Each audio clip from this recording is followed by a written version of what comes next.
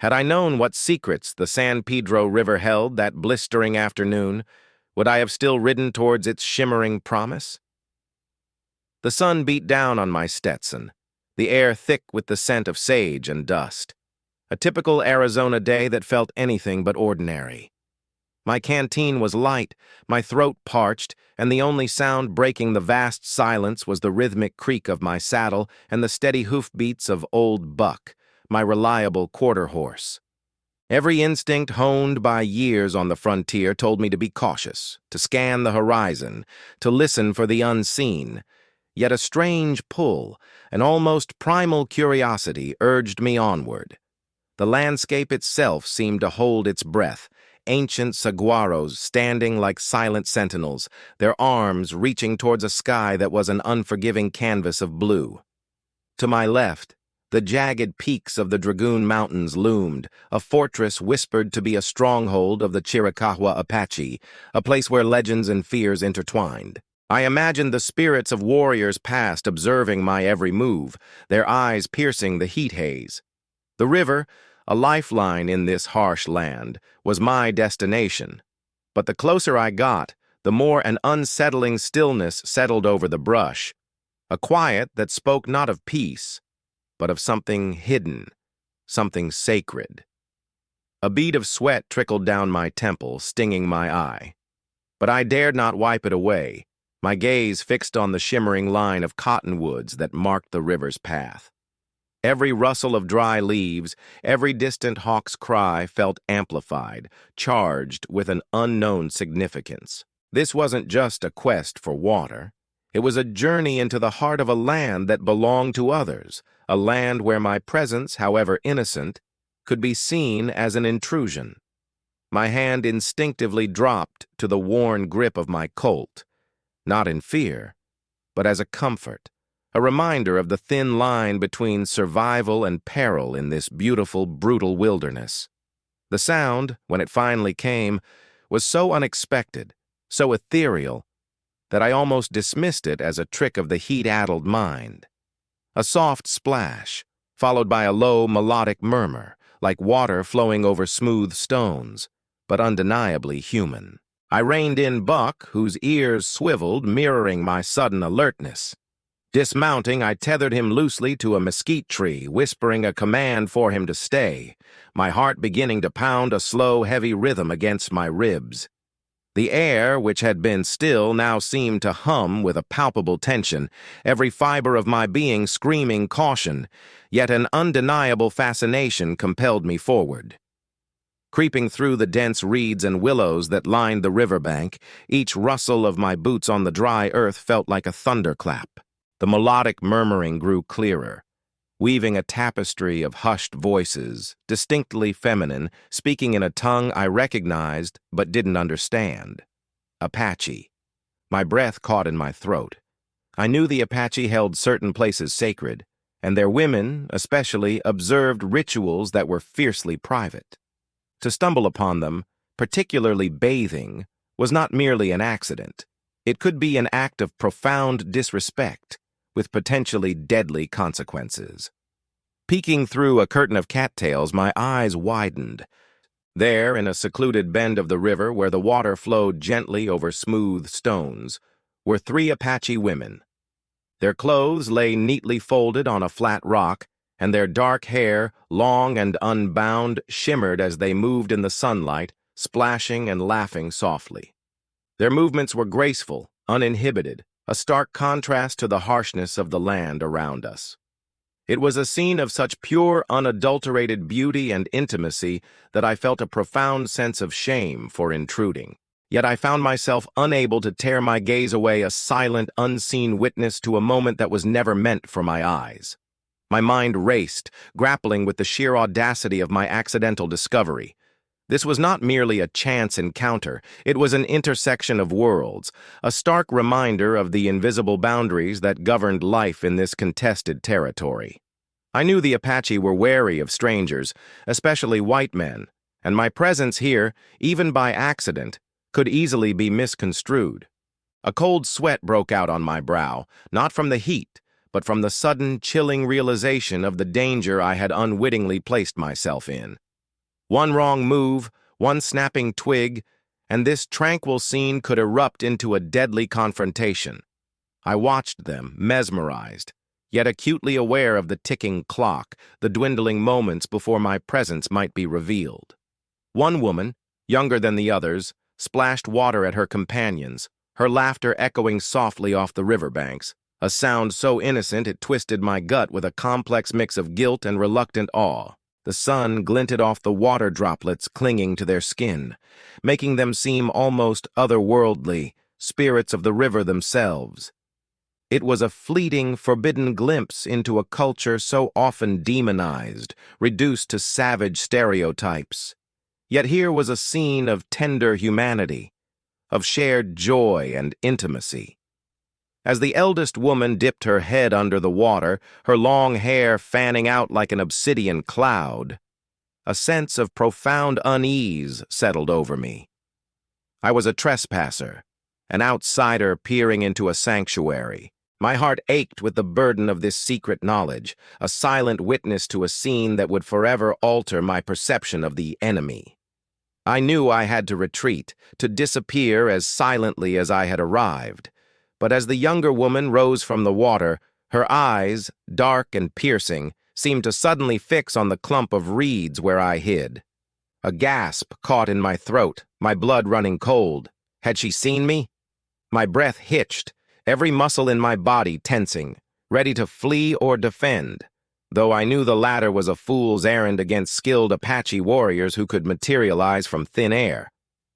Her gaze, however, lingered for only a moment, then shifted, scanning the broader riverbank before she turned back to her companions, a slight frown creasing her brow. Was it a trick of the light? A fleeting shadow? Or had some primal instinct, some deep connection to the land, alerted her to my presence? Even if she couldn't pinpoint it? The silence that followed was deafening, punctuated only by the gentle lapping of the water. A wave of relief, potent and dizzying, washed over me, but it was quickly replaced by a fresh surge of adrenaline. This was my chance. Now, before any true alarm was raised, I had to extricate myself. Every fiber of my being screamed for immediate retreat, to put distance between myself and this precarious situation. Yet a strange, almost defiant curiosity, a sliver of fascination, held me rooted. I found myself wanting to understand, to see beyond the fear and the stereotypes, to simply observe these women in their element, a rare and unexpected privilege. As I prepared to back away, another detail caught my eye, one that sent a fresh jolt of fear through me, colder than the river water.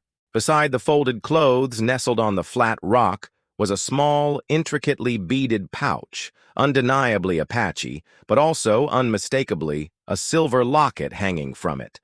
Not a common Apache design. It was a locket I recognized, a locket I had seen before, a locket that belonged to... My stomach clenched.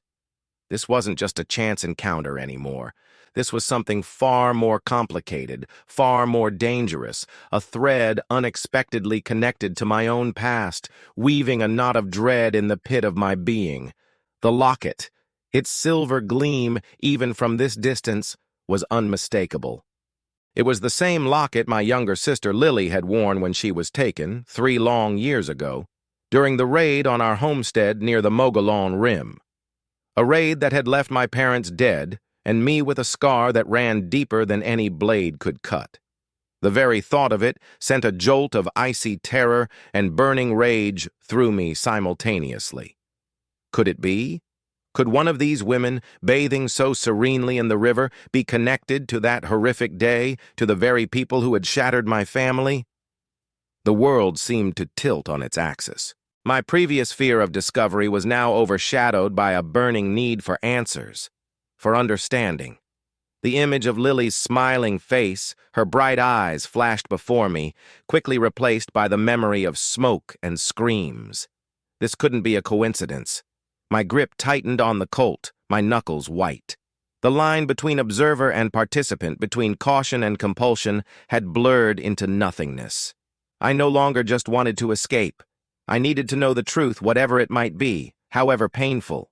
As if on cue, the youngest woman, the one whose gaze had flickered towards my hiding spot, reached for the pouch and, with a casual gesture, picked up the locket. She held it for a moment, turning it in her fingers, then clipped it onto a buckskin thong around her neck, letting it rest against her collarbone. My breath caught. My sister's locket, worn by an Apache woman. The sight was a punch to the gut, a betrayal and a horrifying confirmation all at once. My initial shock transformed into a cold, desperate resolve. I had to approach them. I had to confront them. But how, without igniting a deadly conflict? My heart hammered against my ribs like a trapped bird. Every fiber of my being screamed for vengeance, for justice, but years of surviving on the frontier had also taught me the harsh realities of reckless action. Charging out, gun drawn, would undoubtedly lead to my swift death, and with it, any hope of learning the truth about Lily. I had to think, had to plan. The element of surprise, however brief, was my only advantage. The women were still in the water, their movements unhurried, their conversation soft. This was my only window. Taking a deep, shaky breath, I slowly, deliberately, began to push the Colt back into its holster. This was the hardest part, the most dangerous gamble. To approach unarmed, or at least appearing so, was an act of profound vulnerability in this unforgiving land. But I knew, with an agonizing certainty, that an aggressive posture would be met with an immediate and lethal response. My only hope was to appeal to something else, to rely on the shock of my unexpected appearance, to somehow convey that my intentions for this moment were not hostile. With a silent prayer, I pushed through the final screen of reeds, stepping out onto the sun-drenched bank. My shadow, long and stark, fell across the water, announcing my presence before I could even utter a word. 3 pairs of dark eyes, wide with sudden alarm, snapped towards me. The splashing stopped. The laughter died, the gentle murmuring ceased. The idyllic scene shattered, replaced by an electric, terrifying silence. All 3 women froze, their bodies tensing, their gazes fixed on me, not with fear but with a sudden, chilling intensity that promised swift retribution. The locket on the youngest woman's neck seemed to pulse, a beacon of my past, drawing me into a confrontation I could no longer avoid. The air thickened, becoming a tangible, suffocating weight between us. The 3 women stood motionless in the waist-deep water, their faces a mask of surprise and dawning suspicion. The eldest, her features etched with the wisdom of the desert, was the first to react, her hand moving almost imperceptibly towards the riverbank where their clothes, and presumably their weapons, lay. My own hand remained conspicuously empty. A deliberate choice, but one that felt terrifyingly exposed. Every second stretched into an eternity, the silence punctuated only by the frantic thump of my own heart. My gaze, despite the imminent danger, was drawn inexorably to the youngest woman, to the silver locket resting against her chest. It was an anchor to a past I desperately wanted to understand, a beacon in a storm of fear and uncertainty. She, in turn, looked at me with an unnerving mixture of defiance and a flicker of something else, something I couldn't quite decipher. Was it recognition? Or merely the instinctual wariness of a people accustomed to betrayal? "I mean no harm," I said, my voice hoarse, the words feeling pitifully inadequate against the raw tension of the moment. I raised my empty hands slightly, a universal gesture of peace, hoping it would be understood. The eldest woman's eyes narrowed, her lips a thin line. The middle woman, younger and fiercer, took a small, protective step in front of the youngest. The locket-wearer, however, did not move, her gaze still fixed on me, a silent challenge in her dark eyes. This was the moment of truth. Would my words be enough? Or would the long history of conflict between our peoples drown out any hope of understanding? The elder woman's gaze was a physical weight, assessing, calculating, searching for deceit in my posture, my eyes, my very breath. She spoke then, a guttural command in Apache, her voice low and resonant, like the rumble of distant thunder. The middle woman, without hesitation, moved swiftly out of the water, a flash of agile movement, her hand snatching up a hidden knife from beneath a pile of buckskins. The glint of steel in the harsh sunlight sent a fresh jolt of fear through me. My heart screamed at me to draw my weapon, to defend myself, but the Colt remained holstered, a silent testament to my dangerous gamble. "I seek only answers," I reiterated, my voice steadier this time, though my insides churned with dread. "The locket. Where did you get it?" My eyes never left the youngest woman, whose hand instinctively went to the silver chain around her neck. Her expression remained unreadable, but a subtle shift in her posture, a slight tightening of her jaw, told me my words had struck a chord. The elder woman, knife now in hand, moved with a surprising grace, placing herself between me and the other two, her stance aggressive, yet her eyes still searching. The middle woman, the knife now held loosely, menacingly in her grip, spoke in broken English, her voice sharp as the blade she held. "You trespass! You insult! Why do you speak of what is ours?" Her words, though few, carried the weight of generations of conflict, of stolen lands and broken promises. This was not just about a locket. It was about the clash of two worlds, two peoples, meeting in a moment charged with suspicion and potential violence. My own pain, my own quest for truth, felt insignificant in the face of their righteous anger. Yet I could not back down. Not now. The middle woman's question hung in the air, a challenge, an accusation, and a demand for explanation. The elder Apache woman, her hand gripping the hilt of her knife, remained silent, her gaze unwavering, her presence radiating an ancient strength. I knew then that any attempt at deception would be futile, and any perceived threat would be met with swift, decisive force. My only path forward was the unvarnished truth, however difficult it might be to articulate in a language not fully shared. "That locket belonged to my sister," I began, my voice raw with a pain that years had not dulled. "She was taken from our home 3 years ago during a raid." My eyes found the youngest woman again, the locket gleaming against her skin, a cruel reminder. "I have searched for her for answers since that day. This locket. It is all I have left of her." My words were not an accusation, but a plea, a laying bare of my soul in the face of their suspicion.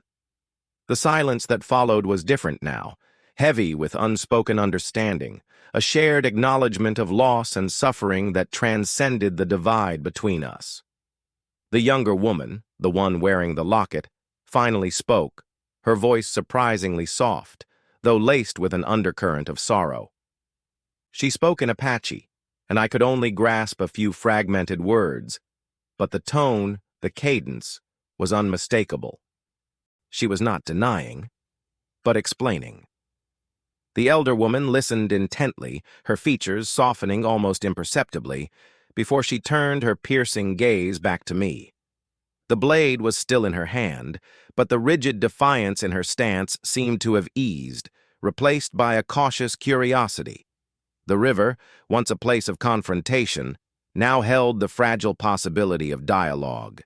The elder woman, after a long, silent moment, finally lowered her knife slightly, a gesture that, while not entirely disarming, offered a sliver of hope. She spoke again, her words directed to the middle woman, who then translated for me, her voice still wary, but less sharp. She says, "The locket was given to her by her mother. It was found many years ago by a raiding party among the belongings of a white family, after a terrible fire. Her mother kept it, a symbol, she said, of a child lost, a reminder of the sadness of war." My heart clenched. A terrible fire, a lost child. The pieces of the puzzle, horrifying and heartbreaking, were beginning to fall into place, not as a clear picture, but as fragments of a shared tragedy. "What was your mother's name?" I asked, my voice barely a whisper, my gaze fixed on the locket-wearing woman. My mind reeled, a whirlwind of possibilities, of hopes and crushing dread. Could this truly be it? Could this stranger, this Apache woman, hold the key to the mystery that had haunted my waking hours and plagued my dreams for so long? The youngest woman, her face now etched with a quiet sadness, looked directly at me. Her dark eyes, which had been so defiant, now held a deep, ancient sorrow. She spoke her name, slowly, clearly, in Apache, and the middle woman translated. She is called Little Fawn. Then, almost as an afterthought, the middle woman added, and her mother was named Sky Dancer. The names resonated in the stillness of the river, two sounds that held the weight of untold stories, of lives intertwined by fate and tragedy, yet still leaving the most crucial question unanswered, hanging heavy between us. Little Fawn, Sky Dancer. The names echoed in my mind, bringing no immediate flash of recognition, no sudden revelation. My sister's name was Lily. Our mother was Sarah. The lost child story, while heartbreaking, didn't directly connect to Lily's disappearance, at least not in the way I had so desperately hoped. The initial surge of adrenaline, fueled by the locket, began to recede, leaving behind a cold, hollow ache of uncertainty. Had I been wrong? Had this been a cruel twist of fate, a different tragedy entirely? The raid, I pressed, my voice regaining some of its urgency. The one where the locket was found. Do you know when it was? Or where? My gaze flickered between the three women, searching for any hint of further information, any detail that could bridge the gap between their story and mine. The elder woman exchanged a glance with the middle woman, a silent communication passing between them, before the middle woman turned back to me, her expression unyielding. Many raids, she stated, her tone flat. Many fires. Our people fight for our land, our lives. The time is not clear. The place also. The sun rises, the sun sets. Life is hard for all. Her words were a stark reminder of the brutal realities of the frontier, where loss was common, and individual tragedies often merged into the larger tapestry of conflict. My initial certainty about the locket now wavered, replaced by a fresh wave of despair. Was this a dead end? Had I risked my life and theirs only to find a different story of loss, not my own? The river flowed on, indifferent to our human sorrow, its waters mirroring the unsettling confusion in my soul. Lily's eyes, once so guarded, now held a whirlwind of conflicting emotions, shock, disbelief, a dawning fear, and perhaps a faint spark of curiosity. The elder woman continued to speak to her in Apache, her voice a soothing balm, explaining the painful truth that had been kept for so long. The middle woman, seeing the raw vulnerability in Lily, stepped closer, her fierce protectiveness momentarily giving way to shared empathy. It was a moment of profound intimacy, a family secret unveiled before an unexpected stranger. My own heart ached, a deep, resonant pain mixed with an overwhelming surge of love and relief. My baby sister grown into this strong, beautiful Apache woman. The differences were stark, yet the connection, the blood tie, pulsed between us, undeniable and powerful. I wanted to reach out, to embrace her, to tell her everything, to bridge the chasm of years and culture with a single touch. But I knew better. This was her world now, and I was still the intruder. "Lily," I whispered again, her name feeling both foreign and utterly familiar on my tongue. "It's me, Ethan. Your brother." My voice cracked with emotion. I watched her closely, searching for any sign of recognition, any flicker in her eyes that acknowledged the name, the connection. She closed her eyes for a brief moment, as if trying to push away the invading memories, then reopened them, her gaze still fixed on me. The locket on her chest seemed to glow, a silent testament to the undeniable truth. The pain in her eyes was palpable, The pain of a life suddenly split in two, of an identity shattered and redefined in an instant. Lily's eyes, when they finally met mine, held a deep, unreadable sorrow.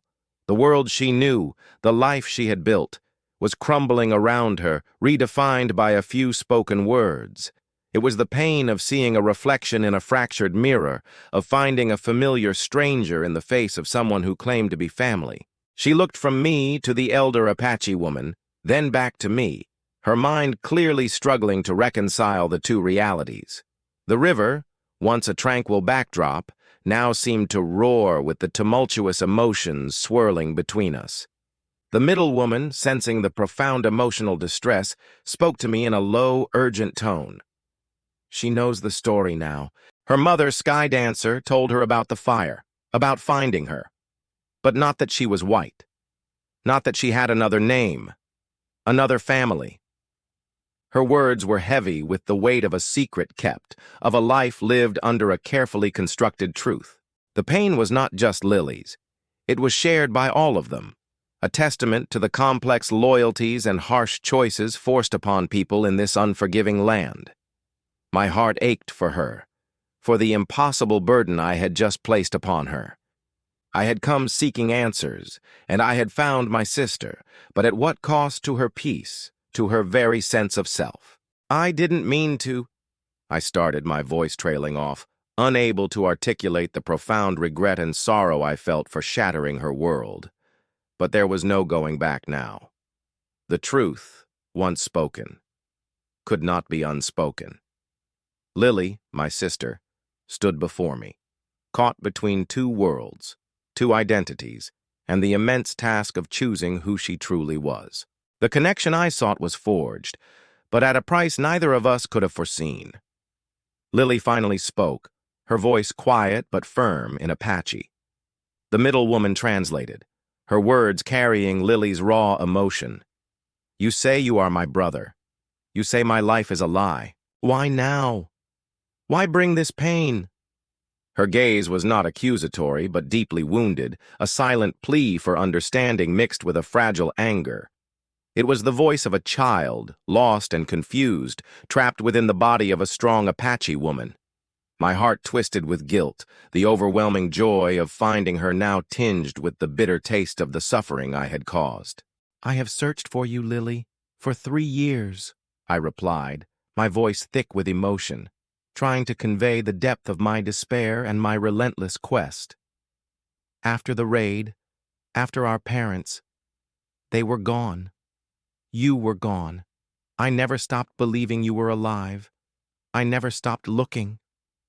I knew my words were inadequate, unable to fully explain the years of torment, the relentless hope that had driven me across the vast, unforgiving frontier. How could she, a woman raised in a different culture, understand the burning need for family, for connection that had fueled my journey? The elder woman, who had been observing our exchange with a deep, contemplative gaze, finally spoke, her voice carrying an ancient wisdom. The middle woman translated, her tone now somber. It is a heavy truth, for the one who finds, and for the one who is found. We will not deny her blood, but her heart, her spirit, they are Apache. Her words were a stark reminder that while I had found my sister by blood, I had not found the Lily I remembered, but a woman forged in the crucible of a different world, with different loyalties. The path forward, I realized, would be far more complex than a simple reunion. The elder woman's words hung in the air, a profound declaration of loyalty and identity. Her heart, her spirit, they are Apache. It was a truth I had to acknowledge, even as my own heart yearned for the sister I had lost. Lily, my Lily, was Little Fawn, a woman shaped by the sun, the wind, and the traditions of her adopted people. Her dark eyes, which had once held a child's innocence, now carried the ancient wisdom and resilience of the Apache. The realization was both a comfort and a profound sadness. I understand, I said, my voice hoarse, the words feeling inadequate but necessary.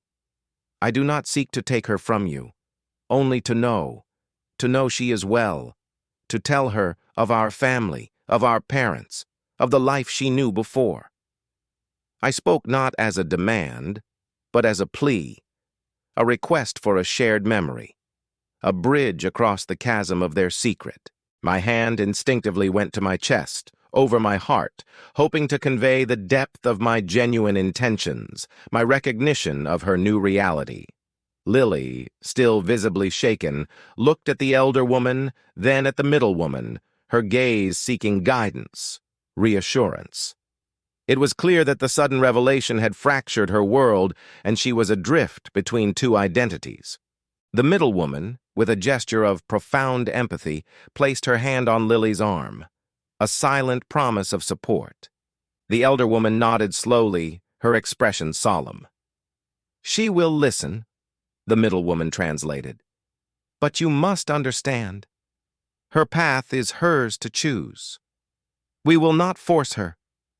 The weight of their acceptance, coupled with the profound uncertainty of Lily's choice, settled over me, a complex mixture of relief and a gnawing anxiety for what lay ahead. The sun began its slow descent, painting the western sky in fiery hues of orange and purple, casting long, distorted shadows across the river. The initial shock had subsided, replaced by a fragile truce, an unspoken agreement to listen, to try and understand. The women, now dressed in their buckskins, sat on the riverbank, and I, at a respectful distance, began to speak. I told Lily about our parents, about their gentle smiles, our mother's lullabies, our father's strong hands. I spoke of the small cabin, the scent of pine and wood smoke, the games we played in the fields, the way the meadowlarks sang at dawn. I tried to paint a picture of a life she could no longer remember, a world that was hers, yet utterly alien to her now. I spoke of her as a baby, her bright, curious eyes, her infectious giggle. I pulled out a small, faded photograph from my saddlebag, carefully preserved over the years, a daguerreotype of our family, taken just months before the raid. "This is Mama and Papa," I said, pointing to the smiling faces. "And this is you, Lily, on Mama's lap." I held it out to her, a tangible piece of a past she had forgotten. Lily took the photograph, her fingers trembling slightly as she traced the faded images. Her gaze was intense, a silent battle raging within her as the images stirred dormant memories, or perhaps simply sparked a profound curiosity about the life she had lost. The elder woman and the middle woman watched, their expressions unreadable, yet I sensed a softening in their protective stance. This was not just my story anymore. It was the story of a lost child, of a stolen past, laid bare under the vast, indifferent sky, inviting both pain and the potential for an unimaginable reconciliation. As Lily stared at the faded photograph, a single tear traced a path down her cheek, a testament to the profound emotional upheaval she was enduring. It was a tear for the past she couldn't remember, for the family she had lost, and perhaps for the life she had never truly known. The image of her as a baby, nestled safely in our mother's arms, seemed to awaken something deep within her, a primal tug of belonging.